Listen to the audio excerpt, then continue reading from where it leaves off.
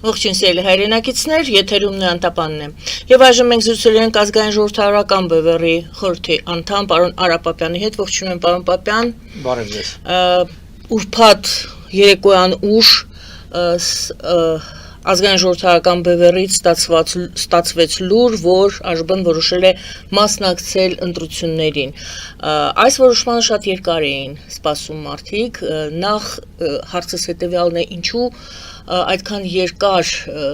տևեց այդ բանակցությունները կամ ձեր խորհրդակցությունները մասնակցել թե չմասնակցել, ինչն էր ձեզ ետ պահում մասնակցելուց, եւ ամենակարևորը այժմ ինչը ստիպեց ԱԺԲ-ին այնուամենայնիվ որոշում ընդունել մասնակցել ընտրություններին, համեցեք։ Որպես քաղաքական ուժ մենք պիտի խորհրդակցենք մեր անդամների համախոհների հետ, որը բավականին երկար տևեց, որտեղ նրանց շարքերում էլ չկար միանշանակ դիրքորոշում, մենք առցանց մի շարք քննարկումներ կազմակերպեցինք Միացյալ Նահանգների, Եվրոպայի եւ այլ տեղերում գտնվող մեր համախոհների, այն Հայաստանի քաղաքացիներին, որոնք այսինքն իրավունք ունեն եւ մասնակցում են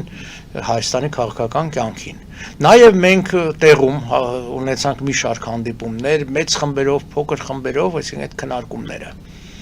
Եվ աստիճանաբար մենք նկատում ենք, որ մասնակցության կողմնակիցների թիվը շատանում է։ Ինչն էր հիմնական գործոնը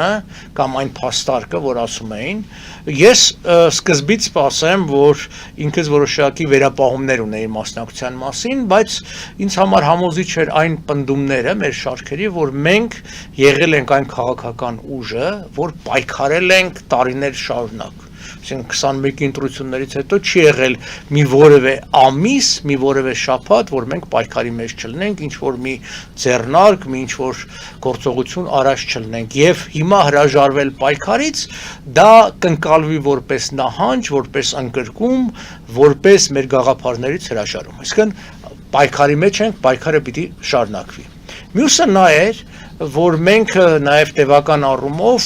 դիտարկում ենք մեր շրջապատում, աշխարհաքաղաքական շրջապատում տեղի ունեցող իրադարձություններին եւ եկանք այն համոզման, որ մեր կանխատեսումները ի վերջո իրականանում են, մասնավորապես դա ապագայում կապված ալնելու մոտ ապագայում Իրանի հետ, ինչպես նաև Ռուսաստանի հետ։ Այն որ մենք ասում ենք միակ քաղաքական ուժները, եթե հիշեք, ասում են Ռուսաստանը գնալու է եւ եթե չեք ուզում, որ թուրքերը լցնեն այդ վակուումը, պետք է Միացյալ Նահանգների հետ սերտորեն աշխատել եւ փորձել դաշնակցային հարաբերություններ, մենք ենք եղել։ Այն գաղափարը, որ այսօր շատերը հնչեցնում են, մոռանում են, որ դրա համար մեզ քարկոծում են տարիներ առաջ։ Աշխարհական վիճակի այս առաջիկա փոփոխությունները եւս այն գործոններից մեկն էր, որ մենք որոշեցինք պետք է մասնակցել։ Մյուսը նա է, որ դաշտ նետվեցին մեր իսկ գաղափարներով, բառացիորեն գրեթե կրկնող մեր գաղափարները, քաղաքական այսպես կոչված ուժեր, որոնք սկսեցին աղճատել եւ փչացնել մեր գաղափարները։ Դա հին, այսպես ասած, օտար բառով ասած տրյուկ է, երբ որ դու որևէ գաղափար վարկաբեկելու համար ստեղծում ես նրա ծաղրի նման, տնազի նման մի բան եւ այդ գաղափարը փչացնում ես։ Իսկ մենք գաղափարական կուսակցություն ենք։ Մեր խնդիրը չի ինչ որ քանակություն աթոռներ զբաղեցնել խորհրդարանում։ Իհարկե դա լավ կլինի, բայց այդ չի մեր նպատակը, որտեվ լավ ենք հասկանում, որ ներկա ընտրական համակարգը, որտեղ կայուն մեծամասնության գաղափարը կա, ըստ էության հաղթող ուժը վերցնում է ամեն ինչ։ Իսկ ինքը ունի 50%-ից ավել, ինքը ցանկացած օրենք ինքը կանցկացնի եւ չել նայ ընդդիմությունն ինչ է ասում։ Այո, մենք կարող ենք տեղում լինել, ուրիշները կարող են տեղում լինել, բողոքենք, ալընտրանք առաջարկենք եւ այս։ Ինքը ստացվում է մի բան, որ ցավոք սրտի այս համակարգը ժողովրդավարական չի, որտեղ ժողովրդավարականը դա փոքրամասնության տեսակետի հնարավոր, ասենք կյանքի կոչումն է։ Մեզ մոտ չկա, մեր մոտ փոքրամասնության տեսակետը լրիվ փականքի տակ է դրած հենց օրենքով։ Դրա համար մենք հասկացանք, որ պիտի նաև այս գաղափարական պայքարը մենք օգտագործենք, հնչեցնելու համար մեր գաղափարները, որովհետեւ մեր գաղափարները չախտոտվեն եւ չաղճատվեն։ Եվ բազմաթիվ այլ ես խորհուրդ կտամ շատերին եւ ազգային ժողովրդական բևեռի կայքեջում եւ Facebook-ի էջում եւ իմ Facebook-ի էջում 3 լեզվով դրված է մեր պաշտոնական հայտարարությունը, թե ինչու ենք մասնակցում, այնտեղ ավելի մանրամասները կա։ Այո, եւ վարչապետի ձեր տեխնացուի մասին եւս խոսենք եւ հետո ես փորձեմ ամփոփել։ Վարչապետի մեր տեխնացուն Վարուժան Ավետիսյանն է, որը ներկայումս գտնվում է անազատության մեջ։ Օրենքը չի արգելում վարչապետի տեխնացու ունենալ անազատության մեջ։ Այո, վարչապետ դառնալը արդեն ուրիշ է, բայց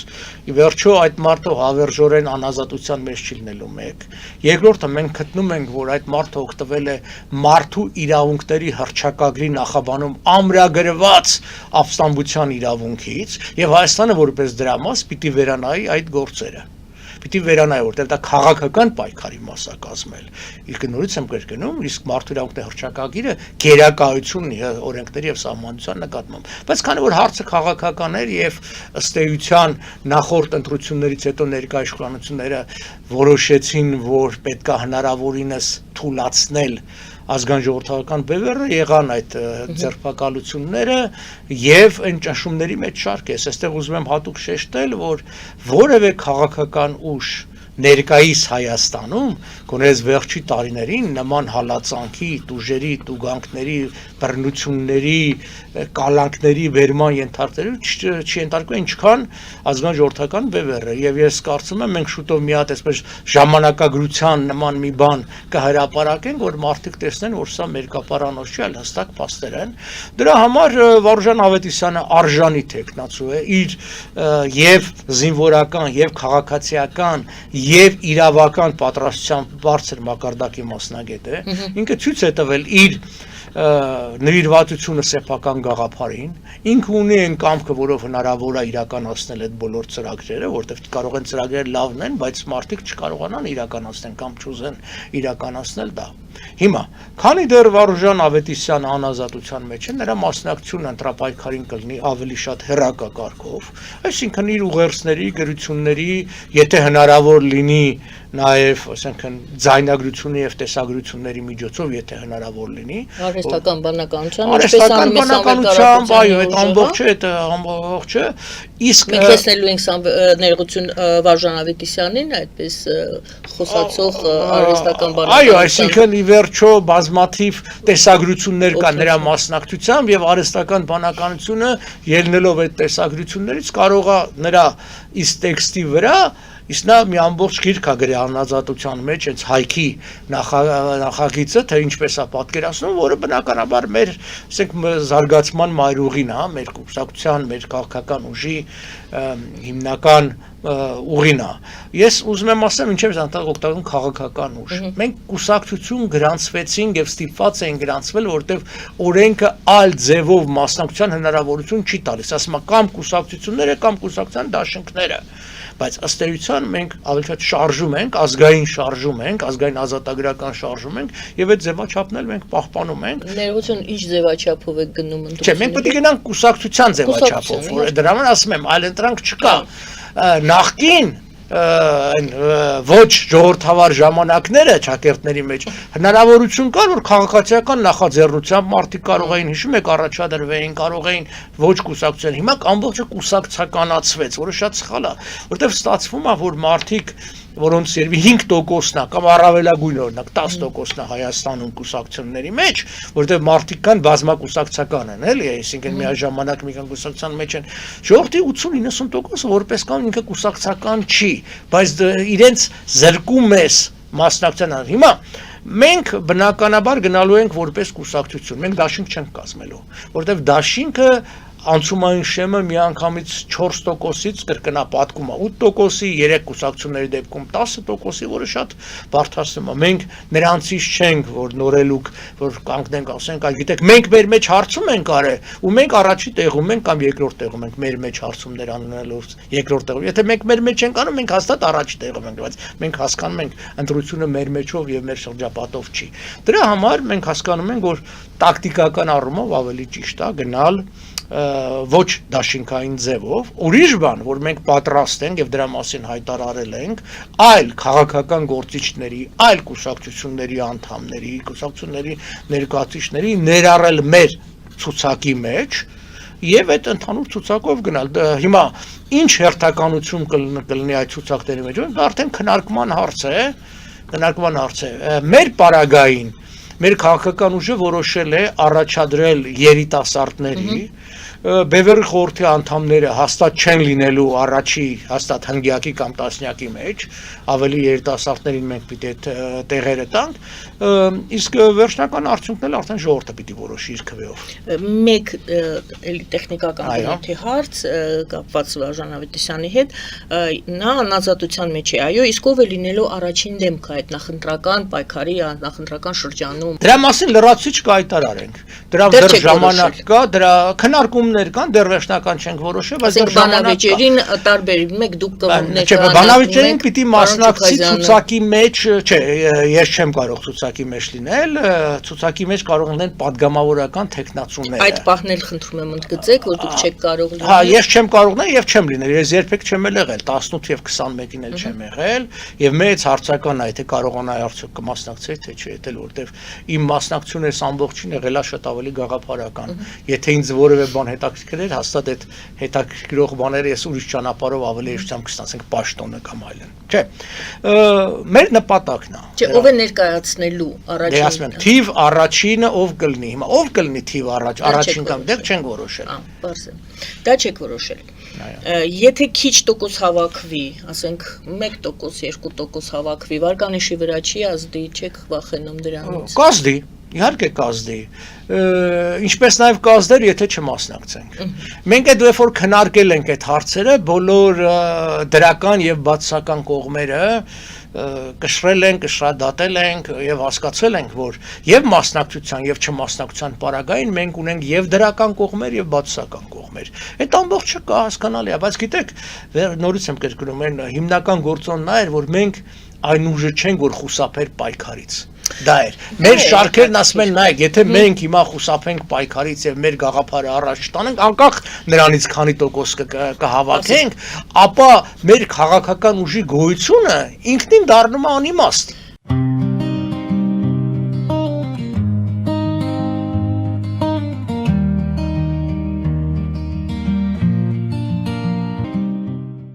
Ֆելիչե ժամանակակից ատամնաբուժական կլինիկա։ Այստեղ հարմարավետությունն ու խնամքն առաջնային են։ Այստեղ կիրառվում են ատամնաբուժական ամենաժամանակակից տեխնոլոգիաներ, ճշգրիտ ախտորոշում, արդյունավետ բուժում, նուրբ փորձառություն եւ անհատական մոտեցում։ Սկսած սովորական մանրուքներից մինչև առաջադեմ ընթացակարգեր, այստեղ դուք գտնվում եք բարձր որակավորում ունեցող եւ փորձառու ատամնաբուժական մասնագետների ձեռքերում։ Մեր բարեկամական եւ հյուրընկալ անձնակազմն այստեղ է յուրաքանչյուր այցը հաճելի դարձնելու համար։ Ֆելիչե, ձեր առողջ եւ ամենաերջանիկ շպիտը սկսվում է այստեղից։ Եկեք եւ բացահայտեք նորարարության փորձագիտության եւ կարեկցանքի կատարյալ համադրությունը։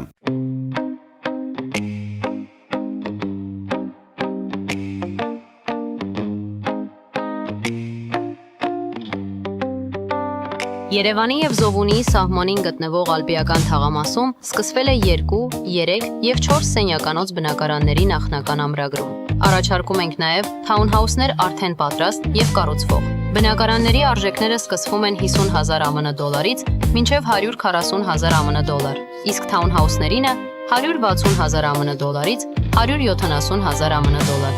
Մանրամասների համար այցելեք մեր պաշտոնական կայք alpiakan.am կամ զանգահարեք +374 44 201 066։ Ամրագրում կարող եք կատարել մինչև ապրիլի 30-ը։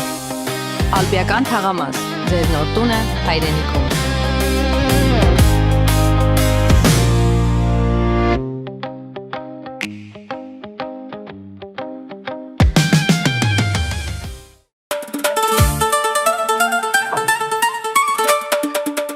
Երևանն եք ուղարկում։ Օթանավով։ Երևանն են ուղարկում։ Ստեղ ուղարկում են, Երևանում ստանում են $1.99 Սենսացիա։ Այ սենսացիան է սա։ Ծրիա։ Իսկ ավտոմեքենաները կարող եք ուղարկել անհավատալի ցածր արժեքներով։ Նավով վճարում եք 1 արկղի համար, 2 արկղել անվճար։ Ասեք, Աշոտ դա ուղարկել։ Jackpot հագուստի խանութը երկրորդ մասնաճյուղն է բացել Գլենդելի սրտում, որտեղ կարող եք ձեռք բերել եվրոպական եւ ամերիկյան ընտիր հագուստեղեն, կոշկեղեն, աքսեսուարներ, պայուսակներ ամենահարմար արժեքներով։ Նաեւ կարող եք ցանկացած ապրանք պատվիրել եւ ձեռք բերել կարճ ժամանակում։ Jackpot-ի Գլենդելի հասցեն է 1135 North Pacific Avenue, հեռախոս 818 8132252 Ջակփաթ հագուստի լավագույն կենտրոնը Գլենդելում։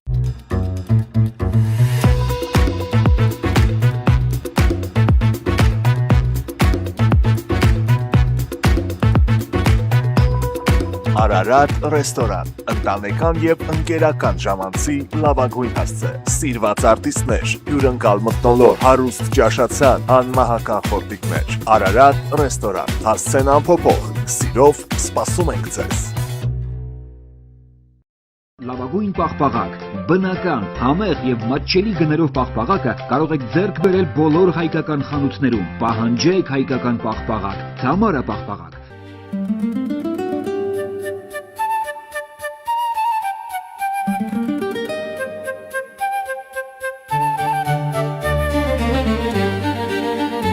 Նոյան տապան տպարան,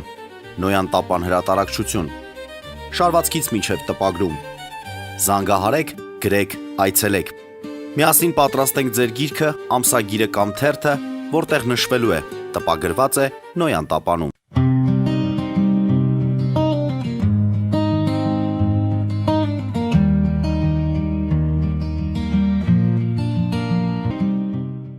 Պարոն Պապյան, ստացվում է մասնակցելու համար, տեսեք, ասում եք ընտրությունները, ես հարցը ձևակերպեմ, դուք ասում եք ոչ, ես ասում եմ, դուք ասում եք ոչ, այդպես չէ,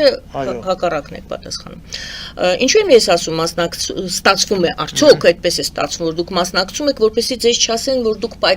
պայքարից դուրս եկաք, քանի որ ձեզ մոտ այսպիսի ձևակերպում կար։ Ես ասեցի, որպես չէ։ Ընտրությունը ասեցիք, որպես կարևորագույն գործոններից մեկն է։ Ասացիք, մենք օգտագործելու ենք ընտրությունը որպես պայքար։ Այո։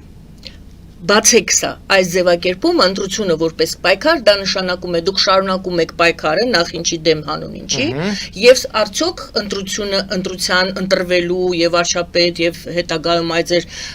հայտարարության մեջ մատնանշած այն կետերը, որին կանդրադառնանք, դրա համար չէ, այլ լոկ նրա համար է, որ դուք ասեք, որ մենք պայքարից չենք հրաժարվում, մենք շարունակում ենք պայքարը։ Հիմա դուք ընտրությունների եք մասնակցում, թե դուք շարունակում եք պայքարը։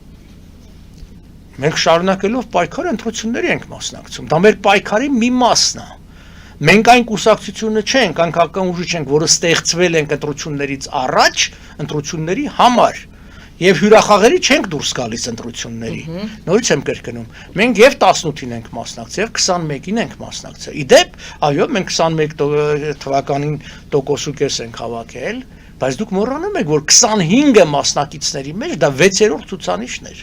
Նայած թե ոնց եք դուք մոտենում այդ հարցին։ Բաժակը կիսով։ Այո, այսինքն 6-րդ ցուցանիշն է, որից 3-ը անցան, եւ ըստ էության դու այն հաջորդ 3-ի մեջ էր ցան, եւ մենք գիտենք այսինքն ինչ միջոցներ ա մեր դեմ օգտագործվել, սա մեկ։ Այսինքն դա մեր պայքարի մասն է, այստեղ հենց մեր տարբերությունը ու այլ կուսակցությունների հետ է դա, որ ոչինչ չեն արել, ընտրություններից առաջ ստեղծվել են եւ իրանք հենց սա գալիս են ընտրությունների համար։ Մենք այդպես չենք, մենք, ինչ ասեմ, հրապարակային պայքարը, փողոցներում մեր պայքարը, ցույցերը, հանրահավաքները ոչ մի քաղաքական ուժ նախորդ 4-5 տարվա մեջ մեր չափ չի արել, կրկնում եմ։ Այո, եղել են դեպքեր, որ 1-2 հավաք են արել, այդ 1-2 հավաքին մեզանից էլ շատ մարդ են հավաք այդ 1-2 հավաքին, բայց տարվա մեջ 8-10 հավաք անել հստակ քաղաքական ծրագրով եւ ունենալ հազարավոր մարդիկ փողոցում, դա շատ կարևոր է, որտեղ օրինակ ես կոչ կանեի այն քաղաքական ուժերին, որոնք հիմա ուզում են մտնել պայքար եւ ասում են, որ իրանք հետևորդների մեծ թիվ ունեն, թող 1000 հոգյանոց մի հատ ցույց կազմակերպեն։ Եվ դա խնդրել է օրինակ Ռուսաստանի դեսպանատան դիմաց, երբ որ ասում են մենք քննադատում ենք Ռուսաստանին, տեսնեմ 1000 հոգի մարդ ունեն, կկարողանան անել, կամ նախընտրել ռուսական ռազմավար, ինչ որ արել ենք մենք եւ անում ենք, կամ օրինակի համար եթե իրանք համարում են քաղաքական, այսպես շատ ուժեղ կուսակցություն վերլուծելով, էլի հարց չկա։ Թող գնան մի որևէ լուրջ երկրի հետ, լուրջ մարդկանց հետ նստեն քննարկեն Հայաստանի ապագան։ Ի վերջո նաև իրանք պիտի ցույց տան, որ իրանք ունեն դրա կարողությունը, չէ՞ մենակ ասելով չի։ Ես 3 հարցի խորհուրդ կտամ բոլոր ընտրողներին։ Նայեք, ամեն տարբեր բաներ են ասելու, մենք էլ ուրիշներն էլ խոստումներ են տալու։ Դուք 3 հարց ուղեք։ Հարց առաջին. ինչ եք արել մինչև հիմա։ Թող 2-3 բան գոնեն նշեն, սա ենք արել։ Հարց երկրորդ. ինչ եք անում, ինչ եք ուզում անեք։ Թող 2-3 էջի մեջ, ոչ թե բանի ժամանակ, հարցազրույցների ժամանակ, այսպես ճապաղ ընդհանուր 2-3 էջի մեջ այ մենք գրել ենք հստակ, ինչ ենք ուզում, ոնց ենք ուզում, ինչի համար։ Ինչ ենք ուզում, ինչպես ենք ուզում։ Այո, ինչպես ենք ուզում։ Իհարկե ինչպես, օրինակ մենք, չէ, մենք օրինակի համար Արցախի հարցը գել ենք, որ Արցախի հարցը պիտի լուծվի միջազգային իրավունքի հիման վրա հայկական հարցի լուծման ծիրի մեջ։ Եվ նաև, ասենք, մյուս գրածա, որ ասենք հայկական սփյուռքի պոտենցիալի ներգրավմամբ, այսինքն հավաքական ուժի ներգրավմամբ, մենք պետք է կարողանանք նաև Հայաստանի անիրավված իրավունքների հարցը բարձրացնենք։ Խոսքը շատ օրինակ նույն Ուիլսոնի իրավարար վճիռն է դրա մեջ, նույն մեր իրավունքների, այսինքն մենք հստակ կետեր ենք դնում։ Հիմա չենք մանրամասնել, որովհետև գիտեք, երբ որ ուրիշ բան է 50 էջանոց բան ես գրում, ուրիշ բան է 2 էջանոց։ Դա երկրորդ հարցն է, ինչ եք անում, ինչ եք ուզում անեք, ցույց տվեք։ Եվ երրորդ կետը 5 հոգու անուն տվեք ձեր կուսակցությունից, ովքեր որ այդ ձեր կուսակցության մեջ են։ Որտեվ շատ կուսակցություններ կան, որ ընդամենը 1-2 խոսող գլուխ են, չգիտես կողքը մարդ կա թե չկա, ովքեր են։ Այսինքն 5 անուն տան, որ մարդիկ տնանք 5 հոգի կա այդտեղ, որոնք 5-ը պարզապես անուն, թե 5-ը հայտնի։ Չէ, անուն իրենց կուսակցության մեջ։ Պարզապես։ Հա իրենց թիմը, որովհետեւ մարդիկ հասկանան այդ մարդը ովքեր են։ Այսինքն անգամ այդ վիճակում ենք հայտնել, որ 5 հոգու անունն էլ պարզապես։ Իհարկե, ես կուսակցությունների մեծ մասին 1 կամ 2 հոգու անունից ուրիշ բաներ չգիտեմ։ Այսինքն, ասում են մենք կուսակցություն ենք, ասում ես դե լավ ովքեր է, ասում են լիքը ժողովուրդ ունենք, ասում ենք իսկ ովքեր են 2 հոգու անուն։ Ես օրինակ չեմ ուզում թվարկել, որտեվ Բևերի խորհրդի անդամների մասին եւ մյուս անդամների մասին բան գիտեն։ Մենք իրանց այդ խորհուրդների 2 չափով, այսինքն 2 անգամ ավելի մարդ ունենք այսօր բանտերում։ 5 անգամ ավելի շատ մարդ ունենք, որ քրեական գործերի տակա կամ ասենք վարչական տուգանքների տակա գրավելում։ Բա մեր դեմը այդպես պայքարել է իշխանություն, համար հարց է առաջանում։ Ինչի մեր դեմ, որ ընդդիմություն եք, իշխանությունը դաժան պայքար է մղում, իսկ ձեր դեմ, որ դուք իբր ընդդիմություն եք, ձեր դեմ պայքար չի մղում, ընդհակառակը դռներ է բացում։ Այս ամբողջ հարցերը պիտի ժողովուրդը տա, որովհետև գիտեք տպավորությունն է նա, որ ոնց որ ասած, ով որ կկարողանա ժողովրդին քաղցր ու սիրուն խոսքեր ասին, այլ կարողանա խաբել։ Մենք ազնիվ ենք եղել, հիմա էլ մենք էլի ազնվոր են, տեսեք, ես չեմ ասում, որ մենք առաջին ուժն ենք լինելու կամ երկրորդ ուժն ենք լինելու, ոչ, բայց ես ասում եմ հստակ, որ մենք մտնելու ենք խորհրդարան, որովհետև մեր գաղափարներն է այսօր իշխում եւ ընդդիմության դաշտում եւ իշխանության դաշտում անգամ։ Այսօր որ թրիփից են խոսում, որ իմիջալոց էլի մեր գաղափարներ աղավաղեցին, այսա է վախը, որ վերցնում են նույնը հիշում եք ազգ բանակը, այդ մեր գաղափարներ վերցրեցին աղավաղեցին նախորդ իշխանությունները։ Դա ամենավատ բաներից է վարկաբեկելու համար։ Ընդհանրապես Նիկոլ Փաշինյանի այսպես կոչված արևմտամետ ուղղությունը ավելի շատ վնաս հասցրեց արևմտամետ գաղափարախոսության կամ որևէ մեկը, որտեղ ինքը իբր արևմտամետ է, ոչինչ չարեց այդ ուղղությամբ, այդ գաղափարն էլ վարկաբեկվեց, մարդիկ հարց են տալի, ասում են, դե լավ, բայց ձեր Ամերիկան ինչի չի անում այս բանը կամ այն բանը, իսկ հարցը առաջանում, իսկ անելու հնարավորություն դու տվել ես, դու փորձել ես ինչ-որ մի բան անես, օրինակի համար, երբ որ Բևերն ասում էր պետք է ԱՄՆ-ի հետ հաստատել ՆԱՏՕ-ի ոչ անդամ հիմնական դաշնակցի կարգով, եւ դա հնարավոր էր հանգիստ անել, դա ավելի հեշտ էր անկական ցեղասպանության հարցի անցկացումը, անգամ Սենատում եւ կոնգրեսում ընդհանրապես դա հանգիստ հնարավոր է անել եւ դա կլներ լուրջ անվտանգության, եթե չասեմ երաշխիք, լրջագույն գործոն եւ ոչ թե գործոն Ալիևի այդ ենթադրաբար, ելեմ կրկնում, ենթադրաբար ստորագրվելիք փաստաթղթի, որտեվ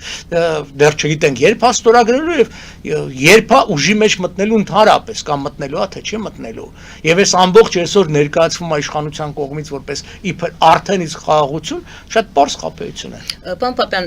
միջանկյալ հարց, այսպես դուք ասացիք, թրիփի մեր գաղափարը վերցրեցին, որն էր թրիփի ազգային ժողովրդական Բևերի գաղափարը եւ որ ինչի վերածվեց այն։ Թրիփի գաղափարը հետեւյալն էր, որ Միացյալ Նահանգները մտնելու է տարածաշրջան եւ ինքը վերահսկելու է Զանգեզուրի վրայով գնացող միջանցք։ Բայց մեր ասածը դա Հնդկաստան, Իրան, Հայաստան, Վրաստան, Սևծով այդ միջանցքն էր։ Իրենք լրիվ այսպես ասած հակառակը դրեցին, կիսեցին, սարքեցին Ադրբեջանի հետ կապող միջանցք եւ միջանցք, թող ուրիշ բաներ չփորձեն ներկայացնել իբր միջանցք։ Դա միջանցք է, որտեղ Ադրբեջանը ունի անխոչնդոտ անցնելու իրավունք եւ դու որևէ իրավունք չունես որպես Հայաստան դու ունես ձևական սուվերենիտետ ձևական ինքնիշխանություն բայց տեղում ամբողջ իշխանությունները դու արդեն տվել ես Trip Development Company-ին որը միջազգային մասնավոր ընկերություն է որի 26%-ը քոնն է 74%-ը առայժմ ամերիկյան առայժմ իսկ այնտեղ հստակ գրած է որ դա վաճառվելու եւ նվեր տալու իրավասություն ունի Միացյալ Նահանգների կամ այդ միջազգային կազմակերպություն որի թիկունքում էլ կանգնած է Black Rock ամերիկյան ներդրումային ընկերությունը որը բանակցություն է վարում արդեն իսկ Ադրբեջանի հետ ադրբեջանական փողերը ներգրավելու ել չեմ ասում Թուրքիան էլ 2.8 միլիարդ փող ա դրել որպեսզի Նախիջևան Իգդիր կարս երկաթուղին կառուցի այսինքն մեր գաղափարը Հայաստանը դարձնել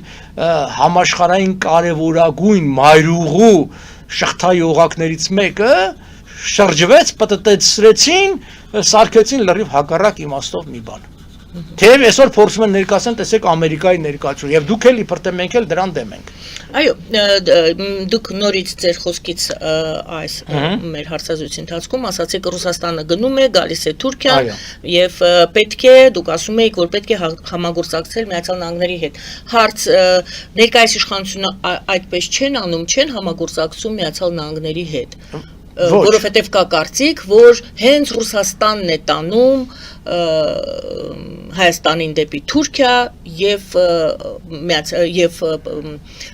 Փաշինյանը համագործակցում է Արևմուտքի հետ, ինչը եւ դառնացրել է Պուտինին եւ այլն։ Մեր իշխանությունները Միացյալ Նահանգների հետ աշխատում են թե ոչ, ինչ եք ավելացնելու, ինչն եք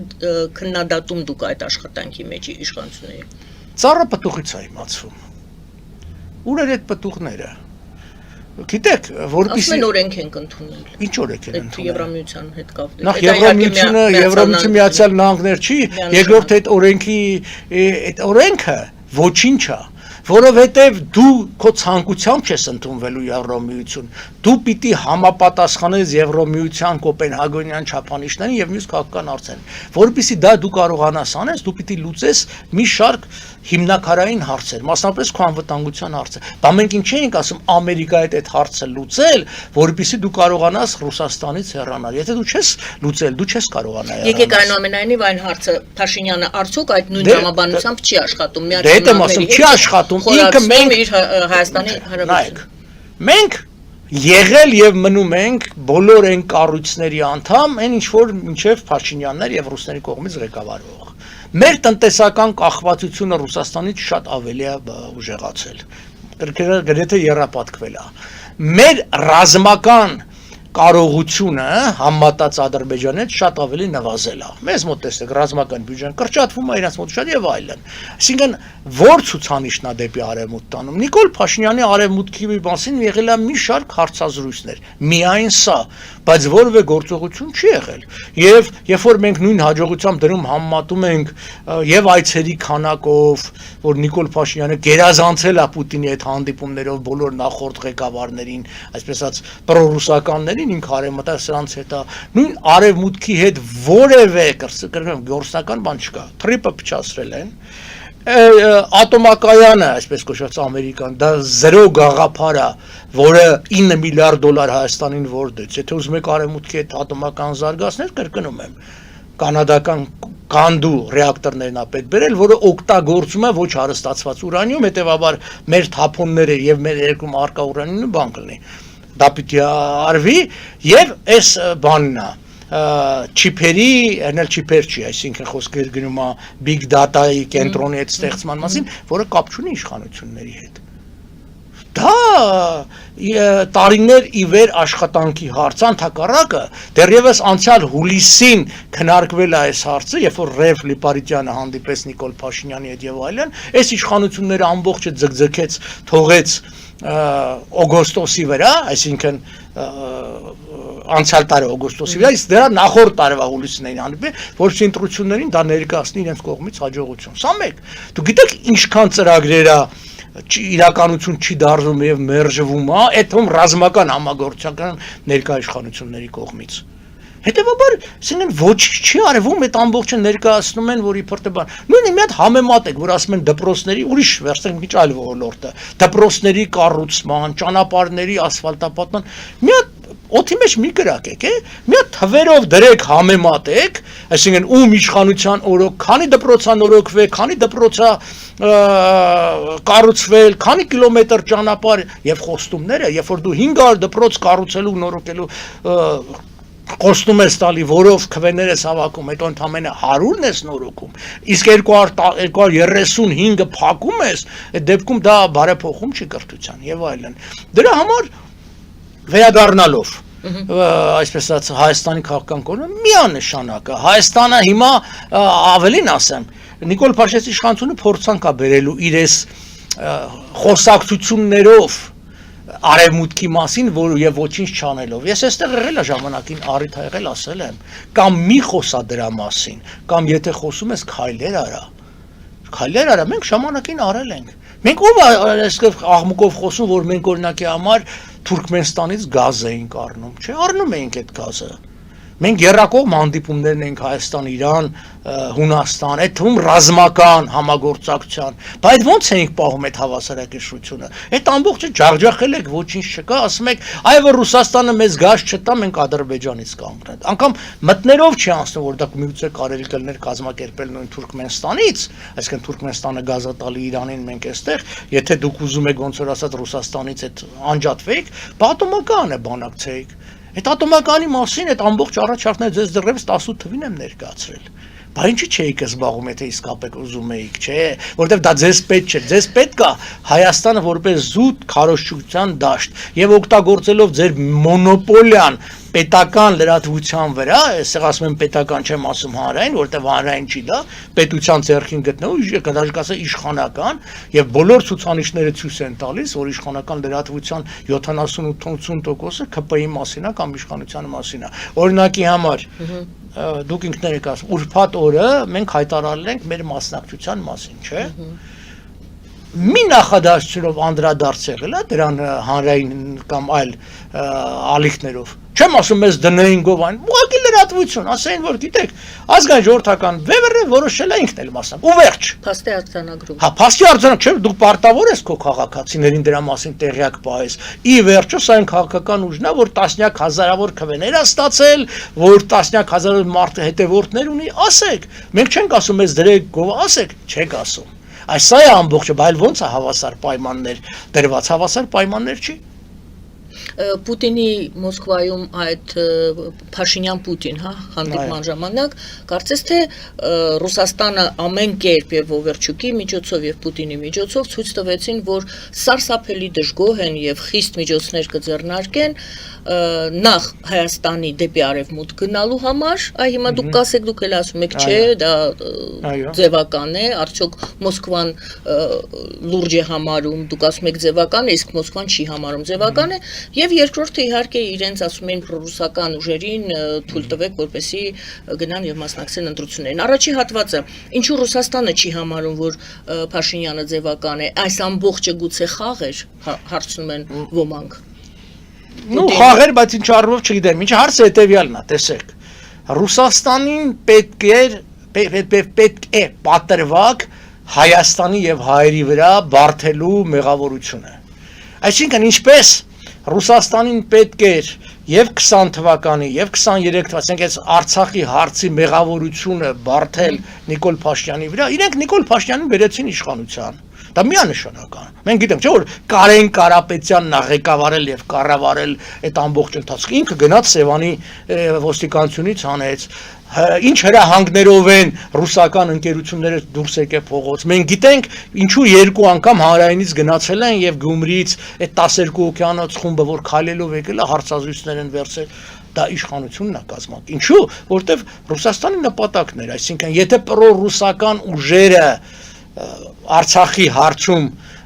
կատարային Ռուսաստանի ուզածը, Ռուսաստանը կվարկաբեկվեր։ Իրանց գաղափարը հետևյալն էր, ինչպես իրենք էին ասում, սորոսյատաներին բերել իշխանության, այսինքն մի ինչ որ խմբի, որոնք պատրաստ է ամեն ինչ անել, եւ այդ ձևել պայմանավորություն կար, երբ որ օթանավը եկավ այստեղ այդ, այսպես ասած, հեղափոխության ճակատով օրերին, պայմանավորությունը հետևյալն էր, այսինքն եթե մենք դա կանենք, ինչ զերինչների եւ նա պետ մյուսները։ Հիմա ամբողջ խնդիրը հետևյալն էր, ծրագիրը, որտեղ չիրականացավ, ինչն է ջղայնացնում Մոսկվային, որտեղ նպատակը հետևյալն էր։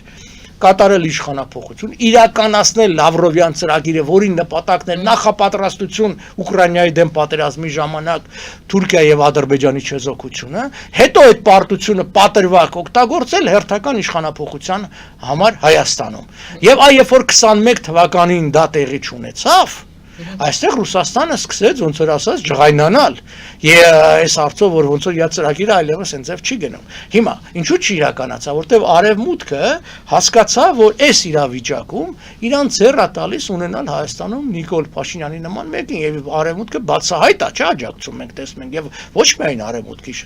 Թուրքիան Ֆիդանը հստակորեն ասաց, որ հունիս ամսին լինելու ընտրություններ Նիկոլ Փաշինյանը ըստ մեր հարցումների առաջի տեղում է ու ոնց որ ասած ինքը մեր նախընտրելի տեխնացուն է եւ այլն բանը հիմա տեղի ունենում որ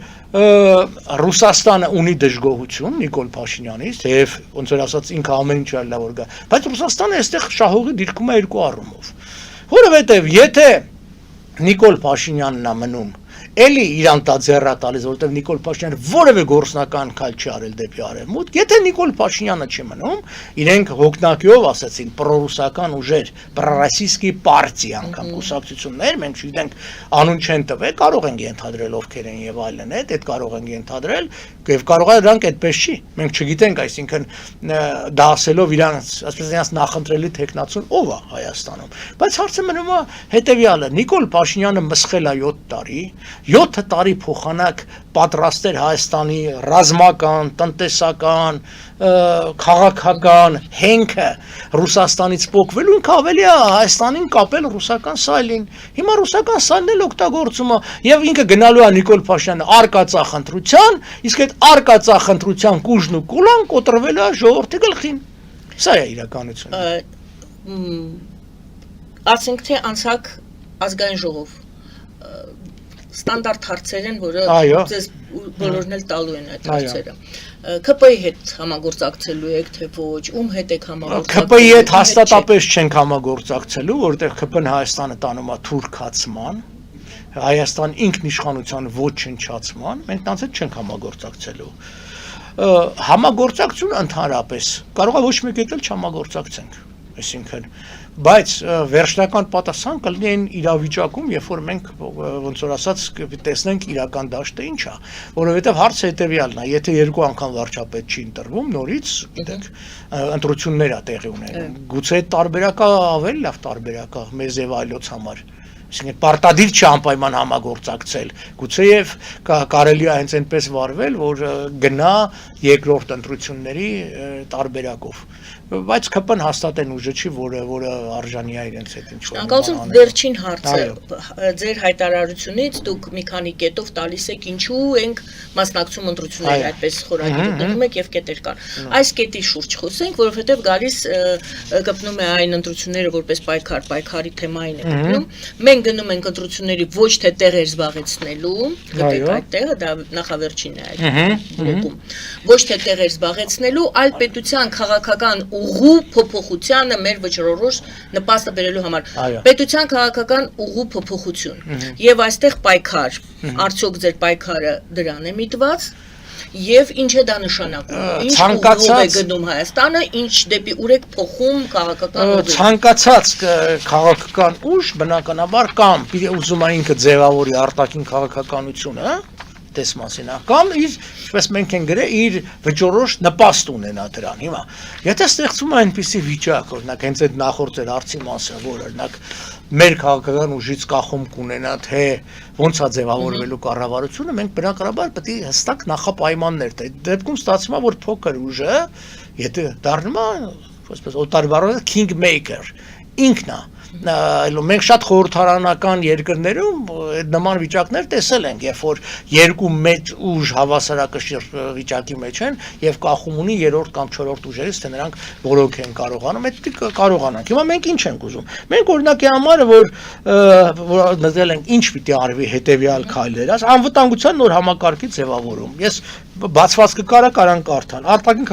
քաղաքականության վերակողմնորոշում եւ այստեղ հստակ գրված է ԱՄՆ-ի, Եվրոպայի, Հնդկաստանի Հայաստանի եւ այլ գործընկերների հետ։ Խելացի տնտեսության ստեղծում, այսինքն դա չէ դες դիջիտալ է բաներն է, Արցախի արծի վերադարձ միջազգային քաղաքական օրակարգ եւ արդար ու արդյունավետ պետական համակարգի ստեղծում։ Յուրաքանչյուր կետում, ասենք նույն արդար համակարգի մեջ, այստեղ կա օրենքի գերակայություն, անկախ դատարաններ, ընդգրկուն լուստրացիա, իրական եւ արդյունավետ պայքար կոռուպցիայի դեմ, սոցիալական արդարություն, տնտեսական զարգացում։ Հիմա այս ամեն մի բառն ու ձևակերպումը իհարկե կարիք ունի ավելի մեծ բացվածքի, որը մենք պիտի անենք մեր հանդիպումների ժամանակ, մեր ելույթների ժամանակ, այսինքն ոնց ենք պատկերացնում այս ամբողջը, երբ որ օրինակի համար, երբ որ մենք գրում ենք օրինակի համար առաջադեմ կրթություն կամ որակյալ առողջապահություն, պիտի հասկանանք, բացատրենք, չէ՞, որ այսինքն առաջադեմ կրթություն ասածը որն է, արդյոք օրինակ այս վիճակը, երբ որ մենք դպրոցներում գյուղերը փակում ենք, սա կարող է դիտարկվի առաջադեմ, միգուցե անհրաժեշտ է որպեսզի ավելի առցանց կրթության մոդելին գնանք, օրինակ շատ սկանդինավյան երկրներում այդպես են, նաև COVID-ի շրջանում մենք տեսանք, որ առցանց կրթությունը եւս եղավ, միգուցե դպրոցները այսպես կոչված նորոգելու այդ ծախսը, որտեղ մեծ կոռուպցիոն ռիսկեր կա, ավելի հարմար կլներ, օրինակի համար լավ ինտերնետային համակարգ ստեղծել, լավ համակարգիչներ տրամադրվել եւ ավելի փոքր, ասենք, դասասենյակներում ավելի առաջադեմ կրթություն անել։ Այսօր գիտեք, համալսարաններ կան, որ առցանց կրթության եւ այլն, այսինքն այս ամբողջը միգուցե պետք չէ դպրոցները փակել 235 դպրոց փակել, այլ պետք էր նրանք վերակողնորոշել, այսինքն առցանց կրթության։ Մենք արհեստական բանականությունը դուք հիշեցիք, այո, հսկայական մեծ հնարավորություններ է այս ամբողջը տալիս։ Եվ գիտեք ինչ է, այսօր այսպես կոչված այն ֆորմալ կրթությունը շատ առաջադեմ երկրներում դառնում է անիմաստ, որովհետև երբ որ դու 4 տարի կամ 6 տարի սովորում ես, մինչև դու այդ ծրագրավորումը կամ ենթան մի բան սովորում ես առաջի կուրսում, դու 4 կուրսում ավարտում ես, դա այլևս քեզ պետք չի հաճախ։ Հաճախ այսպես է, կարճատև դասընթացներով վերապատրաստման ամբողջ կյանքի ընթացքում ուսուցում, որտեղ այստեղ կրթությունը ոչ միայն այն ձևով պիտի ընթանա, ինչ որ սովետում է։ Սովետում մարդկանց մեծ մասը ոնց էր, ավարտում էր դպրոց, լավագույն դեպքում համալսարան ու վերջ։ Ինքը այդ իր գիտելիքներով գնում էր։ Մենք այսօր նկատում ենք, ես որ արհեստական բանականությամբ սկսել եմ մի քիչ ասենք զբաղվել ու չեմ համարում մասնակետ, ես ամիսների ընթացքում այդ փոփոխությունը նկատում եմ հենց արհեստական բանականության նոր հնարավորությունների աճի։ Այս sense, այսինքն պիտի ստեղծել կրթություն հիմնված մարդկային հմտությունների վրա։ Այսինքն անգամ ստեղ գիտելիք բառը չեմ, հմտությունն եմ օգտագործում, որովհետև շատ հաճախ ուղղակի հմտություն պիտի ունենաս այդ սարքերը օգտագործելու համար։ Իմաստ չունի այսօր շատ բաներ սովորացնել, որովհետև այդ մասնագիտությունները ապագա չունեն։ Եվ այսպես վերջացնում ենք, ավարտում ենք, դուք որոշեցիք ընտրություններին մասնակցել, վստահություն կա, որ դուք այնուամենայնիվ կանցնեք խորհրդարան, թե դուք այսպիսի ձևակերպում ասեցիք, անգամ օգտագործենք նաև ընտրությունները որպես պայքավ եւ որպես գաղափարները հնչեցնելու համար, այսինքն դուք վստահ եք, որ կանցնեք, թե գոնե այս ընտրական շրջանը օգտագործելու համար։ Չէ, մենք վստահ ենք, որ կանցնենք, որտեվ կլեմ կրկնում, մեր գաղափարներն են այսօր թևածում, հատկապես հանրային դիվանագիտության մտքի առումով, եւ մենք ստեցան շատ ավելի մեծաթիվ քվեներ ենք ստացել նախորդ երկու ընտրություններին էլ, այսինքն մեր բոլոր ստուգումները ցույց տվեցին, որ խախտվել են մեր իրավունքները ոտնահարվել։ Հիմա մի արտակարգ իրավիճակ է ստեղծվել։ Այսօր ընդդիմության մեջ կա ուժ, որը բավականին ռեսուրս ունի վերահսկելու, որ պետությունը նվազագույն խախտումներն անի, որտեղ հիմնական խախտումը միշտ եւ Նիկոլ Փաշինյանը եւ նախորդ եղել է պետությունը, եւ դրա դեմ կանգնած չի եղել մի հզոր, իսկ հզոր ասած քաղաքական ոչ թե գաղափարի առումով նկատի, ուղղակի ռեսուրսների առումով, օրինակ 2000 կարծեմ 14 ընտրական տեղամաս կա, որից այդ 2000 դու վերահսկես, դու 6000-7000 պիտի մարդ ունենաս, մենք 300-400 կամավոր ենք ունենում, բայց եթե մենք ունենայինք միջոցներ վարձելու, ինչպես շատերն են անում, կարելի է 6000-7000 վարձել, որոնք տեղում թույլ չեն տա, որ խախտումներ լինի, սա մեր շանսը բարձրացնում է, եւ այդ ընտրության օրը, մինչև ընտրություններն էլ նույն արհեստական բանականությունը մեզ հնարավորություն է տալիս այն ինչ որ մենք պետք է ստեղծենք, ասենք պետք է մասնագետ ունենաս մի քանի 100-ից մի քանի $1000 փող տաս, որ քո համար մի բան պատրաստի, հիմա մեր երիտասարդները արագ սովորել են եւ կարելի է 15 րոպեում ստեղծել այդ նույն, չգիտեմ, reels-ը, չգիտեմ, բանը, կլիպը, ինչ ուզում եք ասեք, այդ պատկերը եւ այլն։ Ես օրինակի համար երեք պիտի շնորհավորեի Սուրբ Զատիկը, հանձնարարությունը տվեցի արհեստական բանականը, սիրուն քարտը պատրաստեց իմ ուզած ձևով, այդ քարտը արդեն իմ անունից, իմ գաղափարներով, իմ ոճով, հայկական եւ կանադական դրոշներով ուղարկեցի։ Նման մի բան անելու համար ես պիտի հարյուրավոր դոլարներ ծախսեի եւ շաբաթներ։ Ես արեցի րոպեների ընթացքում։ Ձեր ընտրական ցուցակում միայն ԲՂՌ-ի անդամներ են լինելու, թե այլ կուսակցություններից համախոհ մարդիկ, որոնց կուսակցության հետ չեք համագործակցում, չեք միանում, որպեսի միայնակ գնահատի 4%-ը կարողանաք հաղթահարել, բայց այդ կուսակցությունից, ասենք, կարող են մարդներ գրավեք, կլինի տենց։ Այո, կլինի, մենք դրա մասին արդեն ասել ենք, հայտարարել ենք, որ մենք պատրաստ ենք համագործակցել, ոչ թե դաշին կազմել, համագործակցել մեր ցուցակների մեջ ներգրավելով եւ անհատ մարդկանց, գիտեք, կարող է մարդ լինի, որ այսօր քաղաքականության մեջ էլ չկա, բայց ինքը ընդունում է մեր գաղափարները եւ ինքը ուզում է կարող է մեզ մոտենա եւ ոնց որ ասած առաջարկի։ Հիմա ամեն մեկին չեմ ասում որ ով որ կգաս ես գալիս եմ մենք կներառենք։ Խոսքով դա հնարավոր է։ Հնարավոր է եւ քաղաքական գործիչների եւ ոչ քաղաքական գործիչների առումով օրինակի համար, գիտեք, հարային դեմքեր կան, արվեստագետներ կան եւ այլն, որոնք ուզենան ընդգրկվել մեր ցուցակի մեջ, մենք պատրաստ ենք։ Դե ինչ առաջ, պարոն Պապյան։ Շնորհակալություն։ Շնորհակալություն։ Սիրելի բարեկամներ, ես մոռացա ամենասկզբում մեր